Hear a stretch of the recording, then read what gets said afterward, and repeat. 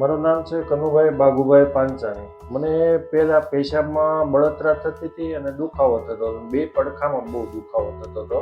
એટલે અહીંયા બિપિન સર પાસે જાણવા ગયા છે, એના કારણે દુખાવો મને થયો છે.